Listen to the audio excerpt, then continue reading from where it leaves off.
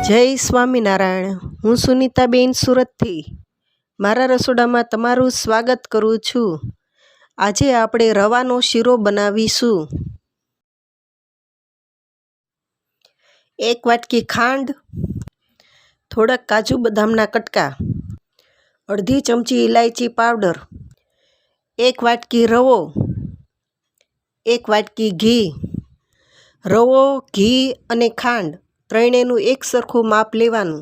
1 વાટકી રવો, તેની સામે 3 વાટકી દૂધ।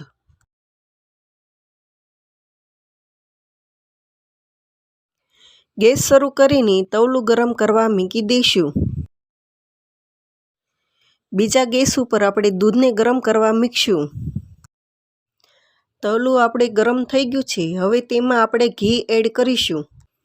ઘી ગરમ થઈ જાય પછી તેમાં આપણે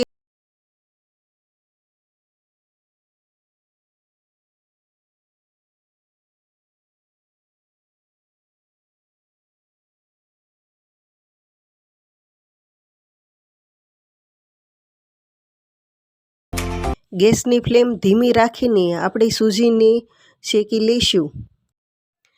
અહીં મેં ઝીણા દાણાવાળી સૂજી લીધેલી છે। આપણે રવાને ધીમા તાપ ઉપર જ શેકી લઈશું। ધીમા તાપ ઉપર શેકવાથી આપણો રવો ચીકણો ન બને, એટલા માટે તેને ધીમા તાપ ઉપર જ શેકવાનો।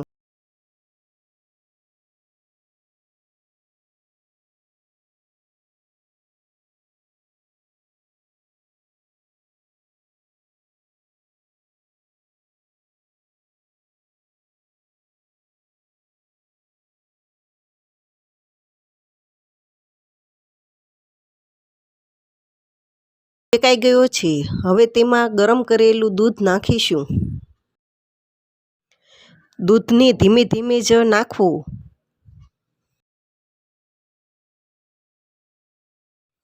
પછી રવાને થોડું ચલાવી લઈશું। જો આપણે દૂધ બધું બળી જાય પછી તેમાં 1 વાટકી ખાંડ નાખીશું। અડધી ચમચી ઇલાયચી પાવડર, થોડાક કાજુ બદામના કટકા નાખીને બરાબર ચલાવી લઈ